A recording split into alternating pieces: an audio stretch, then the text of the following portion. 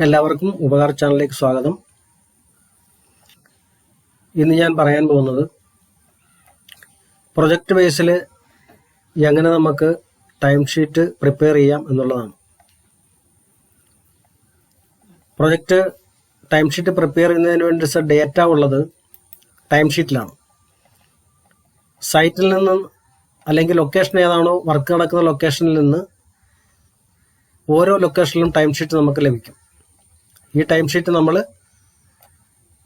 ആരാണോ attendance prepare ചെയ്യുന്നത് അവർ ഇത് സൈറ്റിലേക്ക് നമ്മൾ ഉണ്ടാക്കി കൊടുക്കുകയാണ്. അപ്പം ഇതിനകത്ത് അവർ ഡീറ്റെയിൽസ് എൻട്രി ചെയ്ത് നമുക്ക് തരും. ഇത് എംപ്ലോയീസിൻ്റെ പേര്, ഡെസിഗ്നേഷൻ, പ്രസൻ്റ് ആണെങ്കിൽ പ്രസൻറ്റ്, ഓവർ ടൈം ഉണ്ടെങ്കിലുണ്ട്, ഇല്ല, പിന്നെ പ്രൊജക്റ്റിൻ്റെ പേര്, പ്രൊജക്റ്റിൻ്റെ കോഡ്, പിന്നെ ഡിസ്ക്രിപ്ഷൻ വർക്ക്. ഈ പ്രൊജക്റ്റ് കോഡ് എന്ന് പറയുന്നത് ലൊക്കേഷൻ ഏതാണോ ആ ലൊക്കേഷൻ്റെ പേര് തന്നെ കോഡായിട്ട് വേണമെങ്കിലും കൊടുക്കാം. അപ്പം നമ്മൾ എക്സലിൻ്റെ കോളം ചെറുതായത് കാരണം നമ്മളൊരു കോഡ് എപ്പോഴും ചെറുതാക്കിയിരിക്കുന്നതാണ് നല്ലത്. ഇതിപ്പോൾ ഞാനിവിടെ 2 ലൊക്കേഷനാണ് കാണിച്ചിരിക്കുന്നത്. 2 ലൊക്കേഷനും കൂടെ ഒറ്റ ടൈം ഷീറ്റ് ഞാനിവിടെ ഉണ്ടാക്കിയെന്ന് മാത്രമേ ഉള്ളൂ. അതുപോലെ തന്നെ ഇത് 30/9 മാത്രം ടൈം ഷീറ്റ് അല്ല, 1 മുതൽ ഇങ്ങനെ തന്നെയാണെന്ന് വിചാരിക്കുക ടൈം ഷീറ്റ്. കാരണം നമുക്ക് ഇപ്പം മനസ്സിലാക്കുന്നതിന് എളുപ്പം വേണ്ടിയിട്ടാണ് ഞാൻ പറയുന്നത്. 1 മുതൽ 30/9 വരെ ഇതുപോലെ തന്നെയാണ് ടൈം ഷീറ്റ് എന്ന് നമ്മൾ വിചാരിക്കുക. നമ്മൾക്ക് 30 ടൈം ഷീറ്റ് കിട്ടും. ഓരോ ലൊക്കേഷനിലും 30 ടൈം ഷീറ്റ് ഉണ്ടാകും. അപ്പം അത് പ്രകാരമായിരിക്കും നമ്മൾ ചെയ്യേണ്ടത്. അപ്പോൾ ഇത് എങ്ങനെ നമുക്ക് എൻട്രി ചെയ്യാമെന്ന് നോക്കാം. ഇത് ഞാൻ നേരത്തെ ഇവിടെ എൻട്രി ചെയ്തിട്ടിരിക്കുകയാണ്. പ്രൊജക്റ്റ് 1 കണ്ട, ഇത് ഇയാൾ പ്രൊജക്റ്റ് 1 വർക്ക് ചെയ്തിരിക്കുന്ന ആളാണ്. അപ്പം അയാൾ പ്രൊജക്റ്റ് 1 വർക്ക് ചെയ്തിട്ടുണ്ട്. 8 മണിക്കൂർ വിട്ട് അയാൾക്ക് എല്ലാ ദിവസവും 8 മണിക്കൂർ വെച്ചുണ്ട്. രണ്ടാമത്തെ ആള് 2ാമത്തെ പ്രൊജക്റ്റിലാണ്. 3ാമത്തെ ആളും 2ാമത്തെ പ്രൊജക്റ്റിലാണ്. 4ാമത്തെ ആള് 2ാമത്തെ പ്രൊജക്റ്റിലാണ്. 4ാമത്തെ ആളും 5ാമത്തെ ആളും 1ാമത്തെ പ്രൊജക്റ്റിലാണ്. ഓക്കെ, അപ്പം അങ്ങനെയാണ്. ഇവിടെ വേണം നമുക്കൊരു സീരിയൽ നമ്പർ വേണമെങ്കിൽ സീരിയൽ നമ്പർ ഇവിടെ കൊടുക്കാം.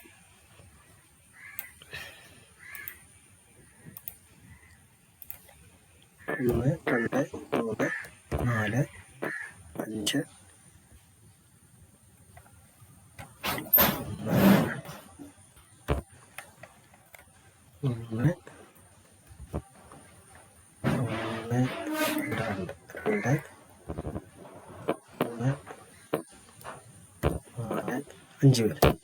പേരാണ്.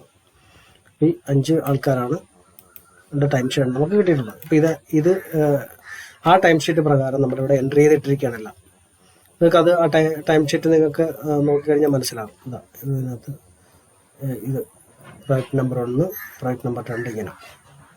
ഓക്കെ, അപ്പം അത് പ്രകാരം നമ്മളിവിടെ എൻട്രി ചെയ്തിട്ടിരിക്കുകയാണ്. ഇനി ചെയ്യേണ്ടത്, ഈ നമ്മൾ നേരത്തെ ചെയ്തിരുന്നത്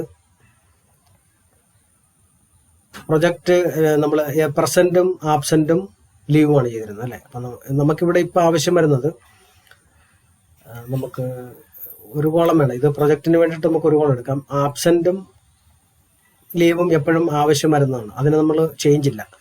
ഇവിടെ നമ്മൾ 2 പ്രൊജക്റ്റ് ഉണ്ട്. അപ്പോൾ 2 പ്രൊജക്റ്റിന് നമ്മൾ 2 കോളം കൊടുക്കുക. ഓക്കെ, ഇതൊരെണ്ണം പ്രൊജക്റ്റ് നമ്പർ 1.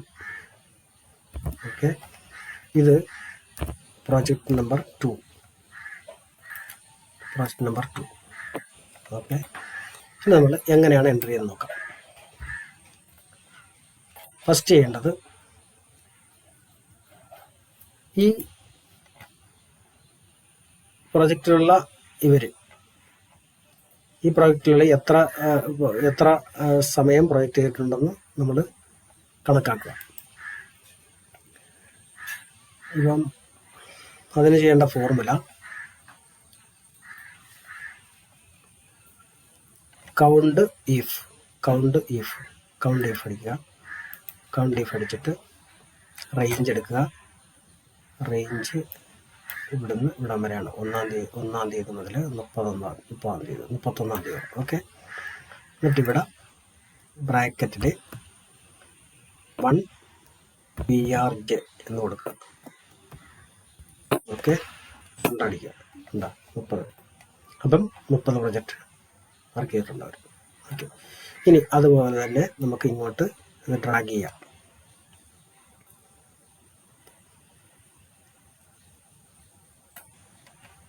ഓക്കെ, ഡ്രാഗ് ചെയ്തു. ഇനി ഇവിടെ നമ്മൾ ചെയ്യേണ്ടത് രണ്ടാമത്തെ പ്രൊജക്റ്റാണ് അല്ലേ. അത് ചെയ്യേണ്ടത് ഇതുപോലെ തന്നെ കൗണ്ട് ഈഫ് തന്നെ എടുത്തിട്ട് നമ്മൾ റേഞ്ച് എടുക്കുക. റേഞ്ച് 1 മുതൽ ഇവിടം വരെ. ഇവിടെ നമ്മൾ ഇൻവെർട്ടർ കോമയിൽ 1 PRJ ഇൻവെർട്ടർ കോമ 1 അല്ല 2. ഓക്കെ, അപ്പം കണ്ട ഇവിടെ നമ്പർ 2 പ്രൊജക്റ്റ് ഒന്നുമില്ല, അതുകൊണ്ട് നമുക്ക് കാണിക്കുന്നില്ല. ഇത് ഡ്രാഗ് ചെയ്യുക. ഡ്രാഗ് ചെയ്യുമ്പോഴത്തേക്ക് ഉള്ളത് മാത്രം ഇവിടെ കാണിക്കും. ഉണ്ടല്ലോ, ആബ്സെൻ്റ് ഒന്നുമില്ല, അതുകൊണ്ട് ഇവിടെ ഇല്ല. ലീവും ഇല്ല, അതുകൊണ്ടില്ല. ഓക്കെ, ഇത് നമ്മളിവിടെ നോക്കുക. ഇവിടെ ചെയ്യേണ്ടത് ഈ പ്രൊജക്റ്റ് നമ്മൾ ഇവിടെ നിന്ന് മാറ്റുകയാണ്. ഇവിടെ ഇപ്പം നമ്മൾ പ്രൊജക്റ്റ് നമ്മൾ ഇതിന് പകരം നമ്മൾ 22-ാം തീയതി രണ്ടാമത്തെ പ്രൊജക്റ്റിലാണ് ഇയാൾ വർക്ക് ചെയ്യുന്നത് വിചാരിക്കാം, PRJ. അപ്പം അതനുസരിച്ച് അവിടെ മാറ്റം വരും. കണ്ടോ, ഇവിടെ മാറ്റം വന്നു, ഇവിടെ ഒരെണ്ണം വന്നു അല്ലേ. ഇനി ഇതും അതുപോലെ തന്നെ ഇയാൾ ഇത് PR1-ലാണെന്ന് വിചാരിക്കാം. ഇതാ, അപ്പം ഇവിടെ 29ആയി, ഇവിടെ 1ആയി. ഇവിടെ അതുപോലെ തന്നെ പ്രൊജക്റ്റ് 2-ലാണ് ഇയാൾ വർക്ക് ചെയ്യുന്നത് വിചാരിക്കും ഒരു ദിവസം. ഓക്കെ, അപ്പം അവിടെ എങ്ങനെ മാറ്റം വന്നു. എന്താ, അപ്പം ഇതിനകത്ത് നമ്മൾ ഒരു കാര്യം മനസ്സിലാക്കണം. ഈ പ്രൊജക്റ്റ് 1-ൽ ഇയാൾ 29 ദിവസം വർക്ക് ചെയ്തിട്ടുണ്ട്. ഇയാൾ പ്രൊജക്റ്റ് 2-ൽ ഒരു ദിവസം വർക്ക് ചെയ്തിട്ടുണ്ട്. ഇയാൾ ഒരു ദിവസം പ്രൊജക്റ്റ് 1-ലുണ്ട്, 29 ദിവസം 2-ലുണ്ട്. ഓക്കെ, ഇതുപോലെ നമ്മൾ എവിടേക്കാണ് ഓരോ ദിവസം കിട്ടുന്ന ടൈം ഷീറ്റിന്റെ സ്ഥിതി പ്രകാരമാണ് നമ്മളിവിടെ എൻട്രി ചെയ്യുന്നത്. ഇപ്പം ആ ടൈം ഷീറ്റിൽ പ്രൊജക്റ്റ് 2-ലാണ് ഏതെങ്കിലും ദിവസങ്ങളിൽ വർക്ക് ചെയ്തിട്ടുണ്ടെങ്കിൽ അത് ഇവിടെ വരും. അത് നമ്മളിവിടെ എൻട്രി ചെയ്യുമ്പം അത് ഓട്ടോമാറ്റിക്കായിട്ട് ഇവിടെ വന്നോളും. ഓക്കെ, ഇനി ചെയ്യേണ്ടത് നമുക്ക് പ്രൊജക്റ്റ് എത്ര ദിവസം ഓരോ പ്രൊജക്റ്റിലും വർക്ക് ചെയ്തിട്ടുണ്ട് എന്നുള്ളതാണ് ഇവിടെ കിട്ടിയിരിക്കുന്നത്. ഇനി അടുത്തത് നമുക്ക് ഇവിടെ വേണ്ടത് ആ പ്രൊജക്റ്റിൽ വർക്ക് ചെയ്ത എത്ര മണിക്കൂർ കിട്ടിയെന്ന് നമുക്ക് വേണം. എന്നാലും നമുക്ക് ശരിയായിട്ടുള്ള സാലറി കണ്ടുപിടിക്കാൻ പറ്റത്തുള്ളൂ. അപ്പം അതിന് ചെയ്യേണ്ടതെന്ന് പറഞ്ഞാൽ ഫോർമുല എടുക്കുക, സം ഈഫ് ഇത് ഈ സം ഈഫ് എന്ന് എടുക്കുക, ക്ലിക്ക് ചെയ്യുക. എന്നിട്ട് നമ്മൾ റേഞ്ചിൽ പോവുക. റേഞ്ച് നമ്മൾ എടുക്കുന്ന ഇതാണ്. അപ്പോൾ ഓർമ്മയുണ്ടാകണം, ഈ റേഞ്ചാണ് നമുക്ക് ആവശ്യം. ടൈം നമുക്ക് കിട്ടേണ്ടത്, അതിന് വേണ്ടിയിട്ട് നമ്മൾ അങ്ങനെ ചെയ്യണം. ഓക്കെ, ഇവിടെ നമ്മൾ ക്രിറ്റേറിയയിൽ നമ്മൾ എന്നിട്ട് സെയിം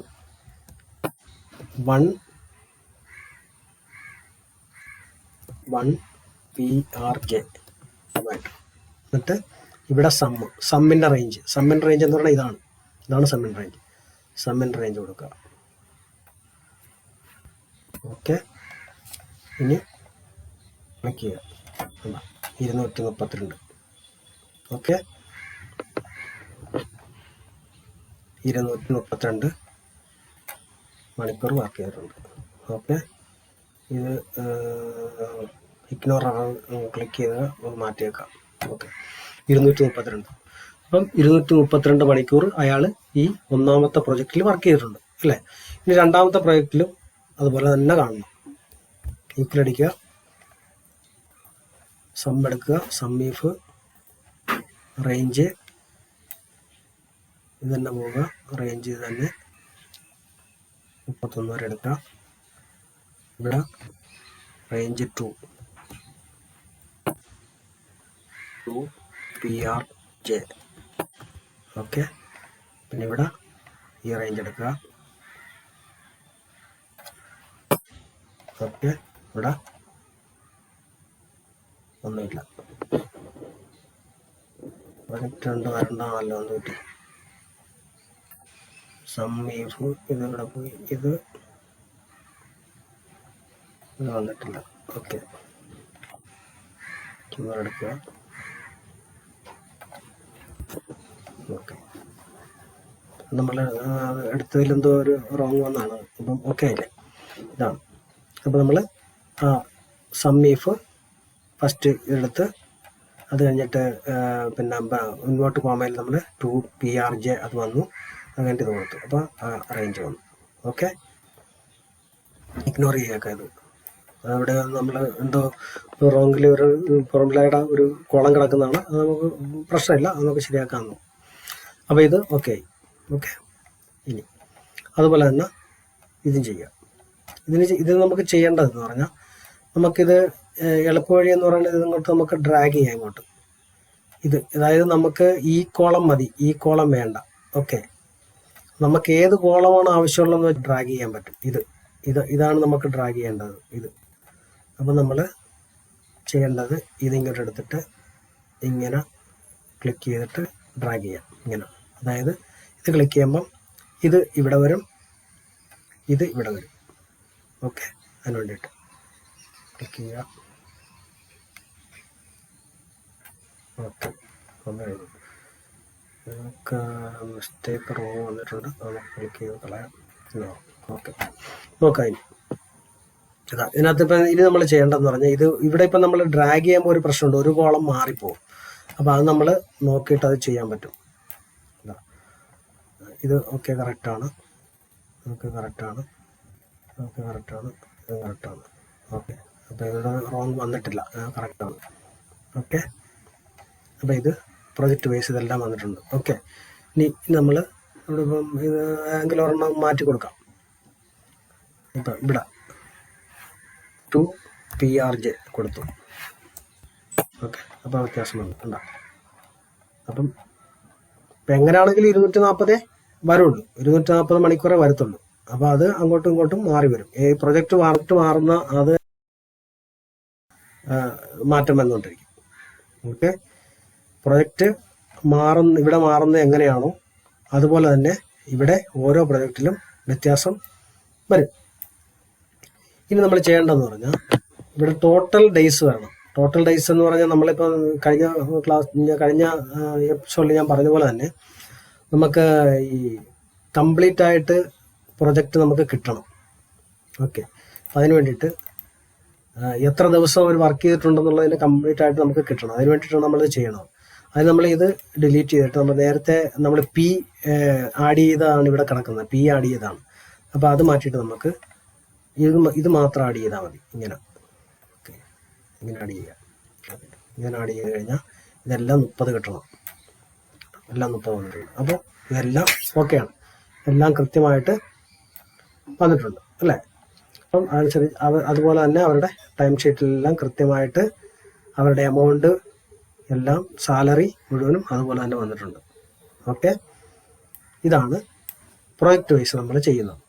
ഇങ്ങനെ നമുക്ക് എത്രയൊക്കെ പ്രൊജക്റ്റ് ഉണ്ടെങ്കിലും ആ പ്രൊജക്റ്റിൻ്റെ നമ്പർ ഇവിടെ നിങ്ങൾ എഴുതി കൊടുത്തിട്ട് ഇതുപോലെ ഈ ഫോർമുല ഇവിടെ നമ്മൾ ഫോർമുലയിൽ മാറ്റം വരുത്തി കഴിഞ്ഞാൽ നമുക്ക് എല്ലാ പ്രൊജക്റ്റിൻ്റെയും ഇതുപോലെ തന്നെ കിട്ടും. അപ്പം ഓരോ പ്രൊജക്റ്റിലും ഓരോ ആൾക്കാർ ഒരു മാസം എത്ര ദിവസം വർക്ക് ചെയ്തിട്ടുണ്ടെന്നും എത്ര എമൗണ്ടാണ് അവർക്ക് ആ സാലറിയിൽ വന്നിട്ടുള്ളതെന്ന് പറയുമ്പോൾ ആ കോസ്റ്റാണ്. നമുക്ക് പ്രൊജക്റ്റിൻ്റെ കോസ്റ്റ് കിട്ടാൻ വേണ്ടിയിട്ടാണ് നമ്മളിതെല്ലാം ചെയ്യുന്നത്. കൃത്യമായിട്ട് കറക്റ്റായിട്ടുള്ള കോസ്റ്റ് നമുക്ക് ഓരോ പ്രൊജക്റ്റിലും എംപ്ലോയീസിൻ്റെ കോസ്റ്റ് കിട്ടും. അതിന് വേണ്ടിയിട്ടാണ് നമ്മൾ ചെയ്യുന്നത്. ഓക്കെ, അപ്പം ഇത് നല്ലപോലെ നിങ്ങൾ മനസ്സിലാക്കുക. ഇതിനകത്ത് എന്തെങ്കിലും നിങ്ങൾക്ക് ഡൗട്ട് ഉണ്ടെങ്കിൽ നിങ്ങൾ എൻ്റെ അടുക്ക കമൻറ്റ് ബോക്സിൽ പറഞ്ഞു കഴിഞ്ഞാൽ ഞാനത് ക്ലിയർ ആക്കി തരുന്നതായിരിക്കും. എല്ലാവർക്കും വാച്ച് ചെയ്തതിന് നന്ദി. ഓക്കെ.